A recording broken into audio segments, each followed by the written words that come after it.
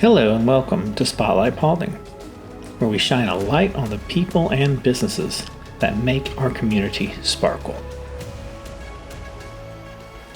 Hello everyone, and thank you for tuning in to Spotlight Paulding. My name is Raymond Warner and I'm the host, and along with me is Coach Grayson. He will introduce himself. Hi, my name is Grayson Blanchette. I am the Director of Racket Sports at the Seven Hills subdivision here in Dallas, Georgia. I'm a USPTA certified teaching pro, got certified in 2011, and I've been teaching tennis since about 2001. That is awesome. Yes. What are the differences between the many racket sports? Yeah, so right now, I'm pretty sure everybody knows we're seeing this massive influx of pickleball players coming in.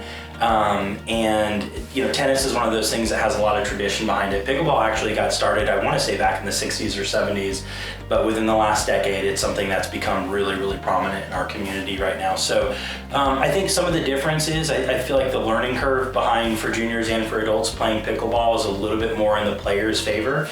To really become a seasoned tennis player, we're looking at about a decade of training, and sometimes you don't get a return on that investment, but most of the times that you will. And then with pickleball, we can get people out on the court, in as little as 6 to 8 weeks already being match ready. So our program at Seven Hills, we call it lifestyle programming. We want to make sure we cater to all ages and skill levels. And starting next year, we have one of the largest academies in Paulding County, ISTA for tennis. And this is kind of a big announcement. You hear it first, Mr. Raymond, but we're going to also start doing a pickleball junior academy. So we're extremely excited about that. So yeah, I'd say just it takes a little bit less time to get better at pickleball, which we like. What are some of the tennis programs that your tennis academy offers? Yeah, so we really try to build our program based on the requests of the community. So we have a really young kind of family community here. So like I said, we offer the ISTA Tennis Academy. We start kids as young as 4 years old, and then we go all the way up to the high school level. What's nice about that is if kids go to school locally for college, a lot of times they'll join one of our adult teams out of here. So like I said, I've worked at Seven Hills for about 13 years, and we've had some of the babies in the program who are currently on some of our adult teams now. So yeah, we offer, we got a coaching team of 5 certified teaching pros, 4 for tennis and 1 for pickleball. We're looking to expand with pickleball. But yeah, we offer private and group lessons. We offer team coaching, which is a really, really big one. We rent ball machine out, so a lot of different services. But what we like to build our program around is the requests of the community. And like I said before, it's mainly kind of based around the juniors. And we've got your kids in the program too, so y'all have seen it firsthand. Yes, I love you. Yeah, thank you much. Yeah, so yeah, we basically what we try to do is hire teaching pros that feel called to work on different aspects of the community. So I'm kind of a little bit everywhere, but we just got done doing a 5-day long annual tennis tournament. Coach Gregory ran that. He's extremely good at doing draws.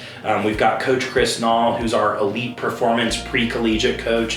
His grandson Jacob is actually going to go on to play at a pro level. That's awesome. Hopefully he doesn't forget us so we can get free tickets one day. And then our newest addition to the team for tennis, Renee McTaggart, and she's helping us with some of the younger juniors and beginning adults. And then we have Deneen England, who helps run our pickleball, and she's actually the Paulding County ambassador. So really, really diverse team, but with a neighborhood that's this big and this expansive, I think it's important that you have people who cater to different demographics and people, and I'm really proud to say I feel like it's the strongest our team's been. So yeah, awesome. That's where we're at. And I know that you guys offer programs for special needs. We do, yeah. Enlighten us with that. Oh, awesome. So yeah, so all credit to Betsy Shepard and to my good friend Dodie Thomas.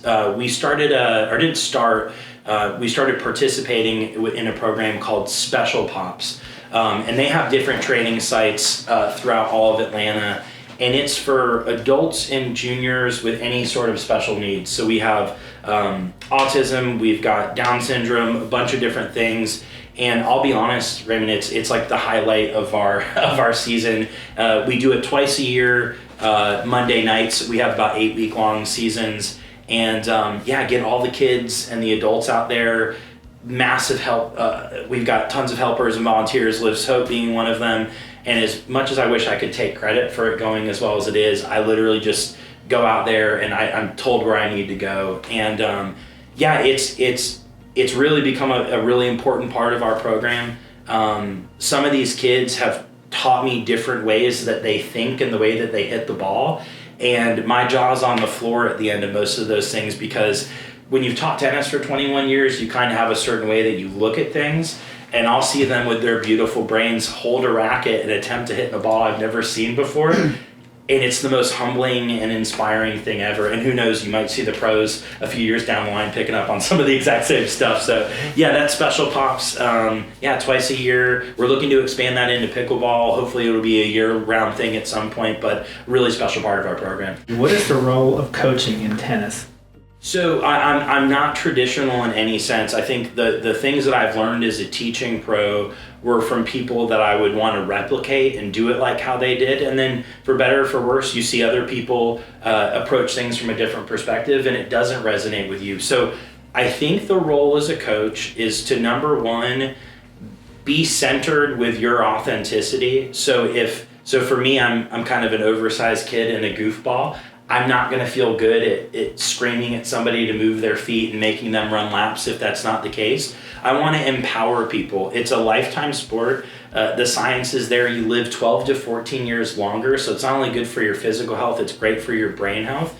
And I think the role of the coach is to find what energy you can emit that's most authentic. And when you do that, then you kind of enter into something called law of attraction, which is where you pull people who also vibrate around that same frequency. So anytime we hire somebody here, I don't care if you played at Wimbledon. I care about, are you aware of who you are on court and what energy you can give out? And then we try to find clients that kind of resonate around that same frequency. That's my weird woo answer, but I think your job as a coach is to get rid of your ego, to get rid of any preconceived notions that you have. If you would have told me 20 years ago that I would mainly be working with beginning and intermediate ladies in the morning and juniors of the afternoon, the ego version of me would have laughed at that and said, I only want to work with people who are going to play college or play on tour.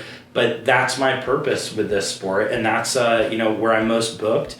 And I'm proud to say that our teaching pros do the exact same thing here. And then you don't compete with anybody because it's a void of ego type situation. Weird answer, but that's as honest as I can get. I'm sorry. I love the answer. Okay, beautiful. Great. Thank you. Now you had mentioned in this previous little discussion that we had. Yeah.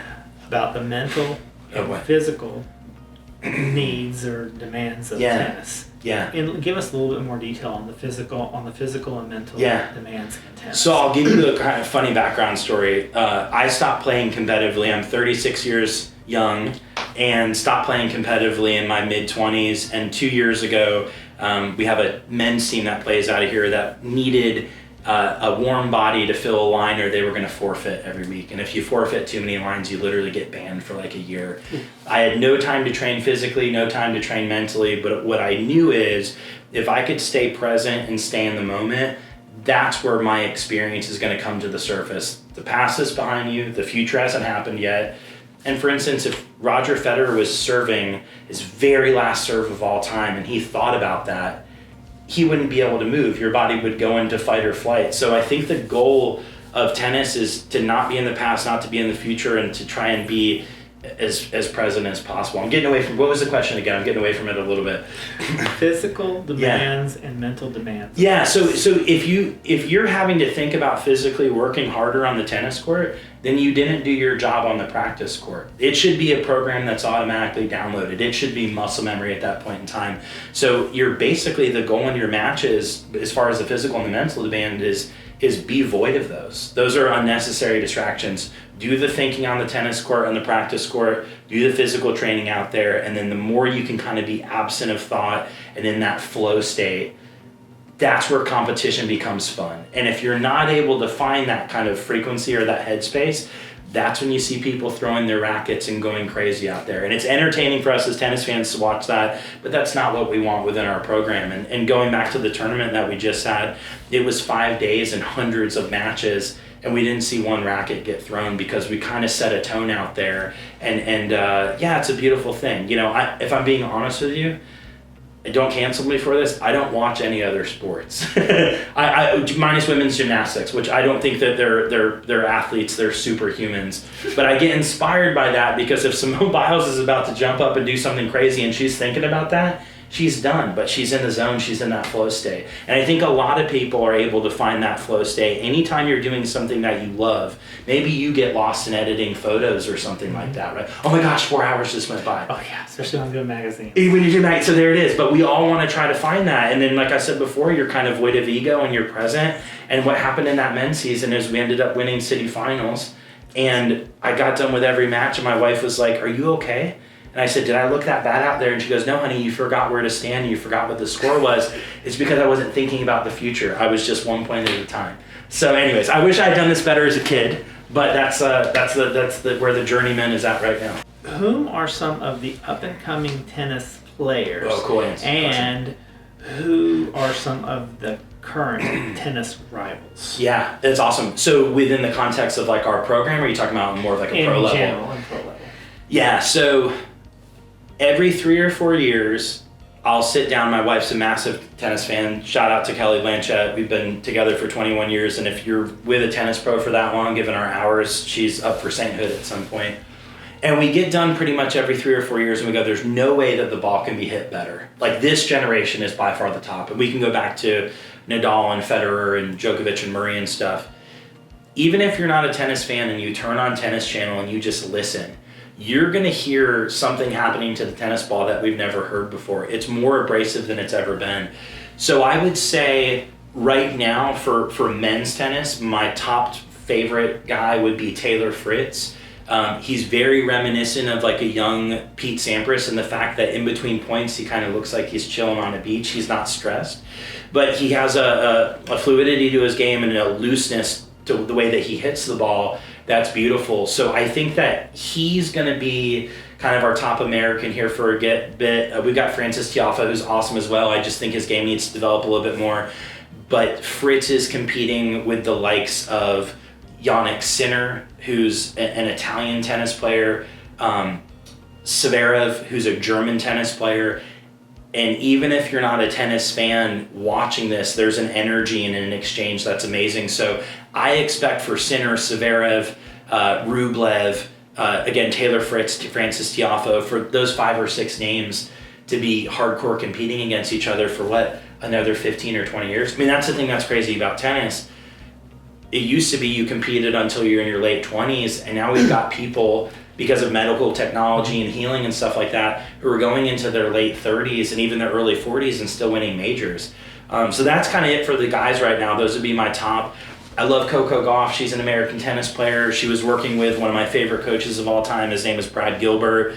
Brad was really influential with Andre Agassi back in the day. So if you're a tennis fan or not, you got to know that name, right? It was amazing. And he really was the person that kind of got Agassi into his more mature, shaved head Zen phase. Actually, it was a wig. Read the biography. It's crazy.